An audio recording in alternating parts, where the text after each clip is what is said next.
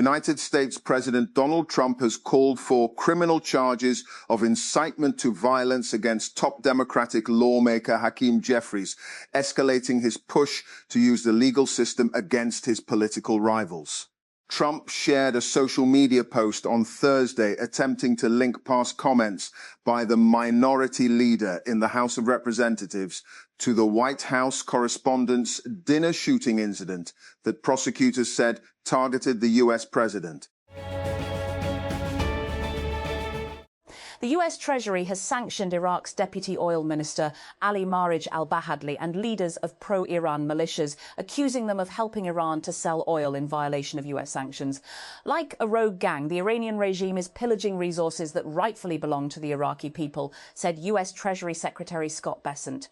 Treasury will not stand idly by as Iran's military exploits Iraqi oil to fund terrorism against the United States and our partners.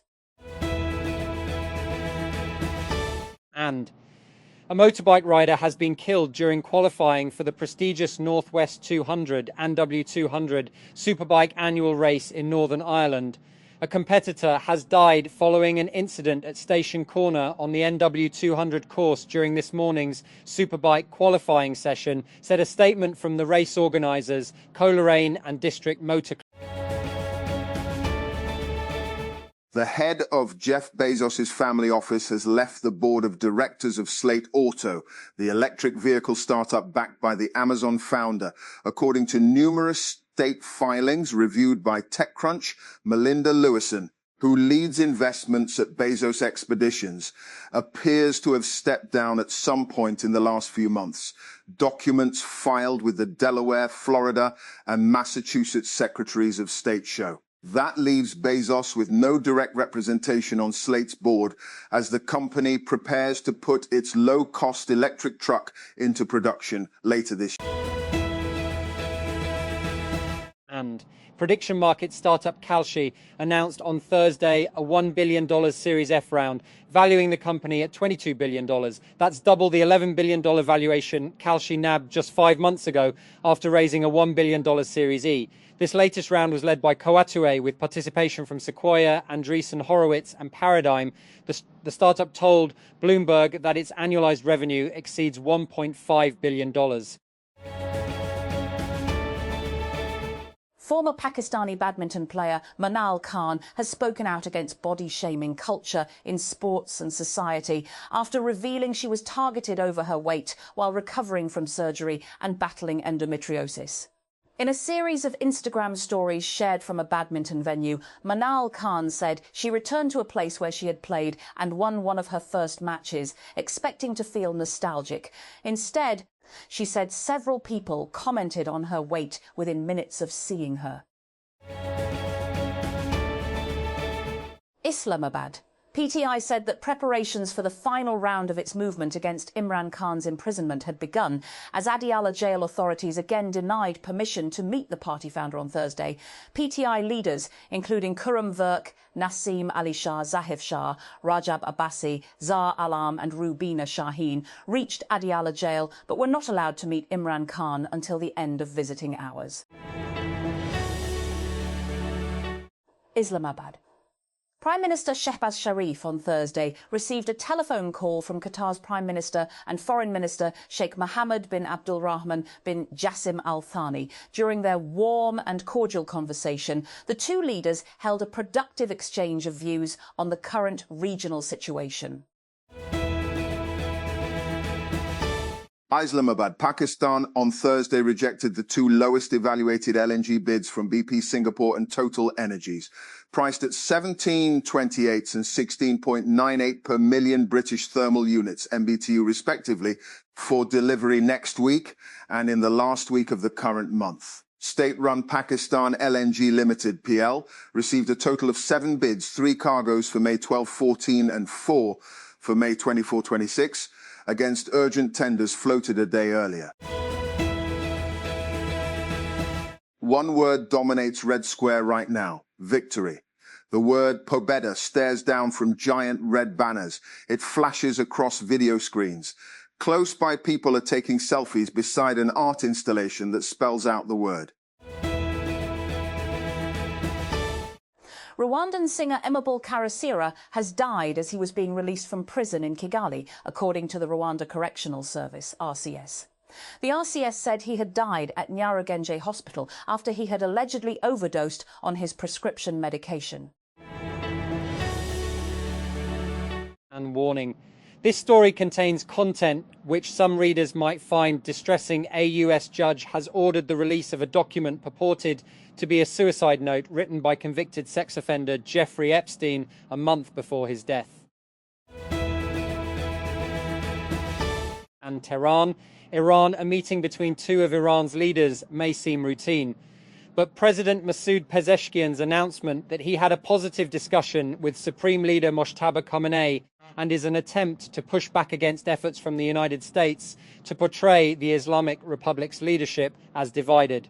And Pezeshkian's announcement on Thursday appears to mark the first time the president has been able to get an audience with Khamenei since the latter's selection 2 months ago for Iran's most powerful position.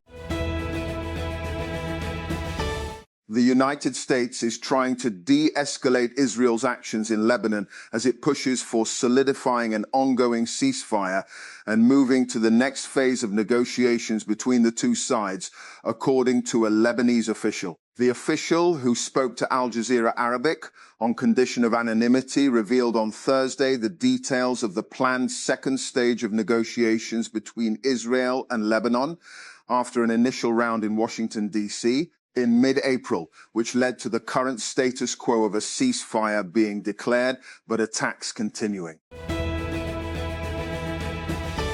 The World Health Organization, WHO, has confirmed 5 cases of hantavirus linked to deaths aboard a cruise ship in the Atlantic Ocean. Another 3 cases are suspected of being linked to the Andes strain of the hantavirus.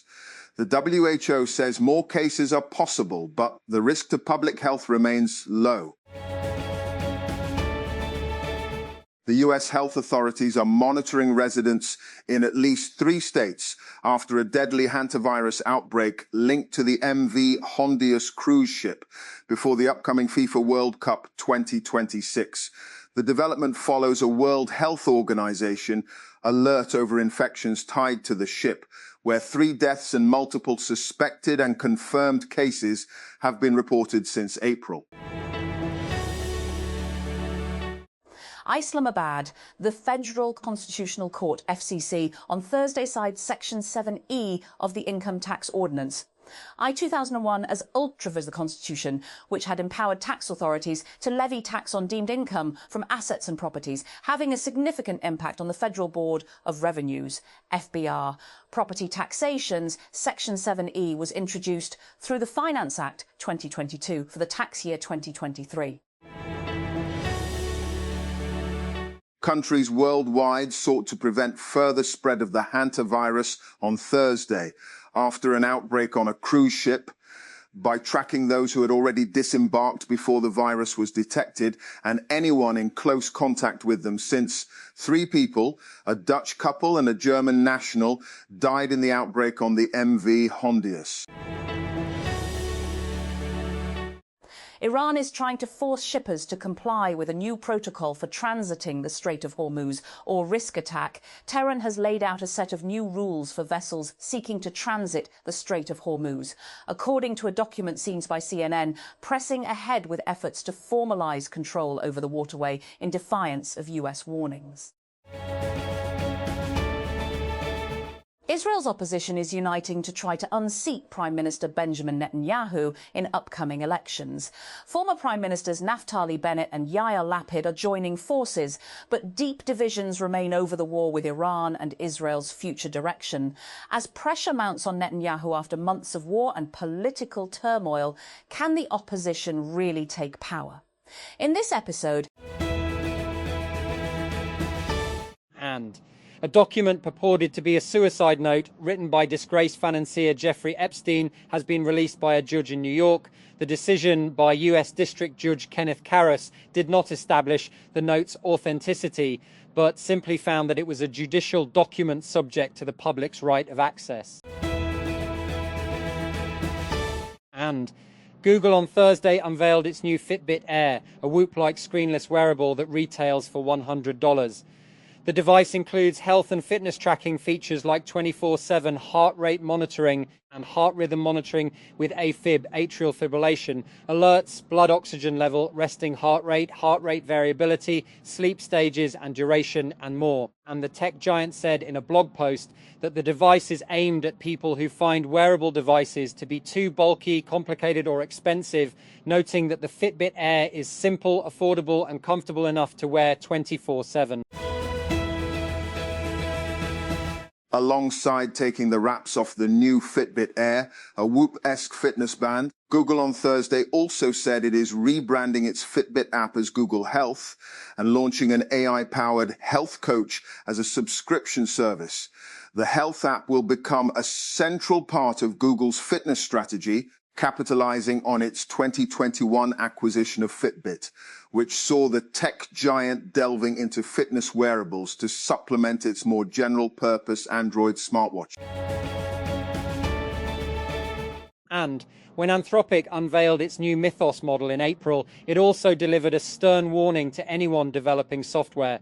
The model was so powerful at sniffing out software vulnerabilities, the lab claimed, and that it had discovered thousands of high-severity bugs that would need to be fixed before it could be made public.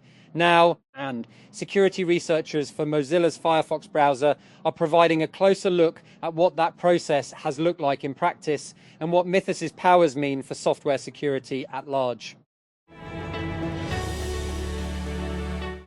And Cherry Mass Pakistan is evaluating to launch 3 future models for the local market, including the Tiggo 4, HEV, QQBV and Tiggo V, products that reflect Cherry's broader focus on hybrid and electric and multi-purpose mobility solutions.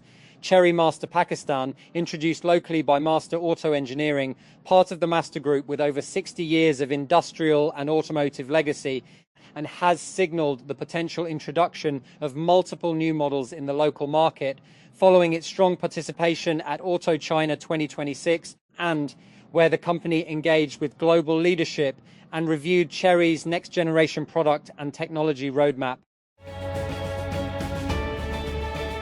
The government has decided in principle to allow commercial banks to take possession of mortgaged houses in cases of loan default after a cumulative notice period of 90 days, as it seeks to encourage lending to Pakistan's housing sector.